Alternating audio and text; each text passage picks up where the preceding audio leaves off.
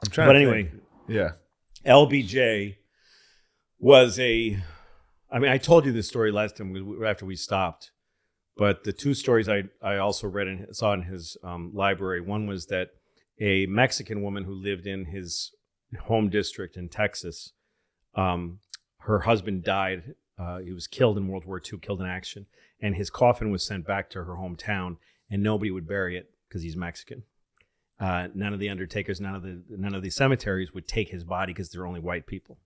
And so she wrote to LBJ, who was at the time her senator, and she said, "Is there anything you can do? I can't bury my war hero husband. You know, he's just a regular fucking corporal who got shot. Yeah. You know."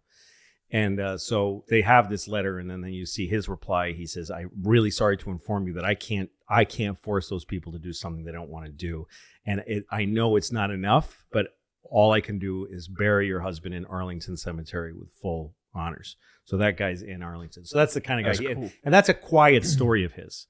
You know what I mean? He was a principled guy. He was a fucked up guy. He was weird, but that's something he did. And was he? I asked you this before, I think, but was he like? Because he got the civil rights thing going, right? Yeah, he did. He did passed the civil everything. rights bill. He used JFK's death to pass everything on civil rights. It was always his intention. He was a integrationist guy. He was a guy who wanted an integration. He lived in Texas, and he was a Southern Democrat. Yeah. So he was pragmatic about it. Was he a big guy? He was big, right? Yeah, I think he was. Yeah, he was I don't stocky. know why I think of him as big. He was a farm guy. He was a real fucking country guy, and he did stuff like he had these dogs. And he would lift his dogs by the ears and show the press, "Look at my dogs." And everybody's like, "What the fuck are you doing?" Don't do that. I guess that's my dog. Dude, is there anything more unsettling when someone grips their dog up like that? Yeah, like I've never even heard of that. Well, just even back grabbing of it by the back of the neck. But like, by the ear. He was like a hound, and he held him by the ear. "Look at my dog." Dude, when it's not a puppy and someone grabs it by the back of the neck, it's like, dude, stop. And also, he used to make a lot of his phone calls on the toilet. And he would have meetings on the toilet, like he made a lot of big decisions sitting on the toilet. And they'd talk to him, "Mr. President, what do you want to do about Korea?" And he's like, "I don't give a goddamn," or whatever, you know. and so Vietnam and all that stuff. And the thing about LBJ that to me is like an important thing is that he was an empathetic president. In other words, he felt when other people felt. Okay, this is my problem with some other presidents, is that they don't have that. They don't actually. There's a famous photograph you can find of him where one of his, I think it was his son-in-law, I think it was Chuck Todd, was who ended up being a senator from Virginia. Turned into a real douche later, but he sent a tape of, he was a lieutenant in the army in Vietnam, and lieutenants were just like having to take platoons out and just get them all massacred. Yeah. So he just sent a reel-to-reel tape to his father-in-law, the president, describing a bloody day in Vietnam and how many guys he lost and how bad it was. And there's a photograph of LBJ listening to this tape, and he's just got his glasses off and he's just sobbing because he knows that he's in charge of this. Yes, to some kept extent. It going. He still thought it was right, or he couldn't undo it. I don't know. I think, but it made him feel. That's the a lot. Conspiracies, though. Well, I have my uncle is very retired. He's in the 80s, but he was a commander in the Navy, and he was a CB, an instruction battalion. He was an engineer, and they went to Vietnam early when we were still. It was called they were just sending advisors, and so he was sent there to build for them, and he got a bunch. He went around to his Navy friends and talked them into going to Vietnam for this venture. It was not a war yet. And then it turned into a war under his feet. And all the fucking guys he brought over there got killed. Mm. And then he came back to the States and had to tell all their, apologize to their families. So like there's a lot of guys who were like in those command positions was just, they're in a war. You know? But so that was, so LBJ ran. So he took over for Jack, and then he ran in 1964. Yeah, I believe he did. And he beat who? These are the guys I don't know who LBJ's vice president was. I think he might have lost to Nixon his first. No, he only ran once for president. in 64. And technically... Yeah, he served from 63 to 69. Yeah, so 64, who did he beat? Who was the Republican nominee? Because Nixon sat it out. Nixon didn't run this time. Goldwater. Barry Goldwater. Barry Goldwater. Okay. So,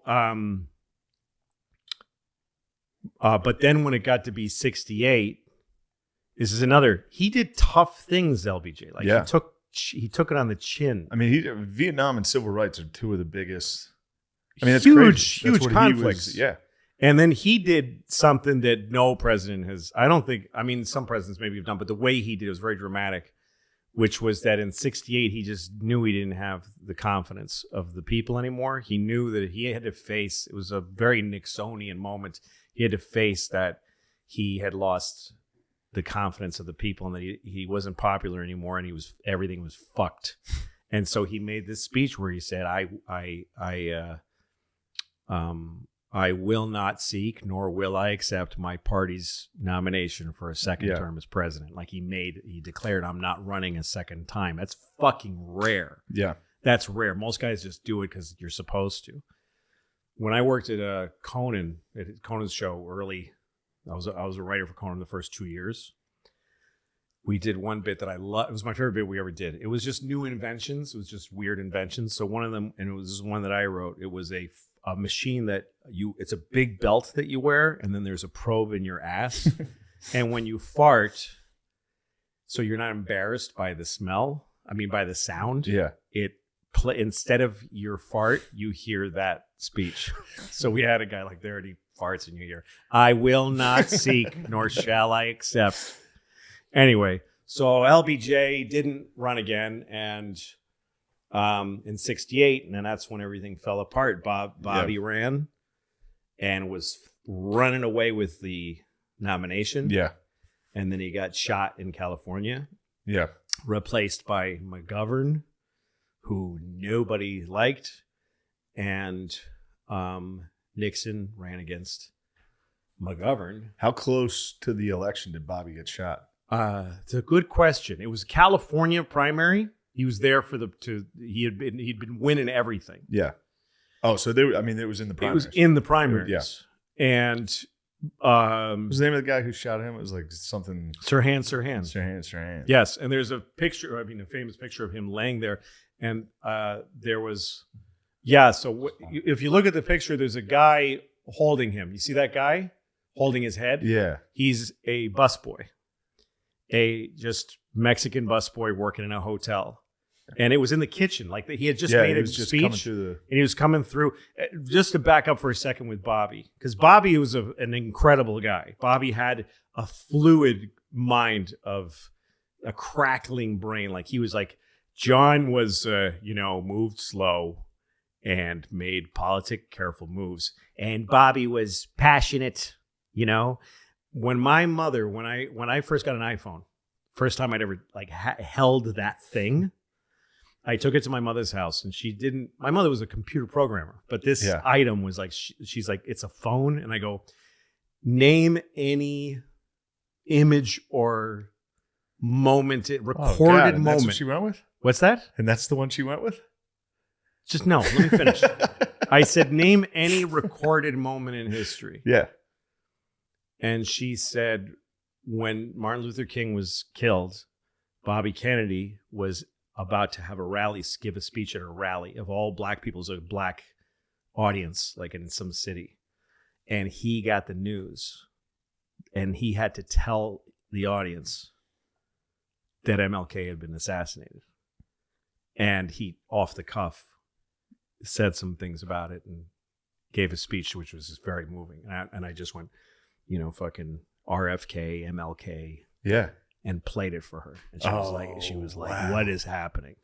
Yeah. That's awesome. So, I thought, I was close with my guess. I thought your mom was going to be like, if I could see anything in the world right now, it would be him getting Show me him dead on the ground. He's show me that motherfucker I'd like to see it. With blood on his face. So he was shot coming out of they were taking him through the kitchen. Sirhan shoots him.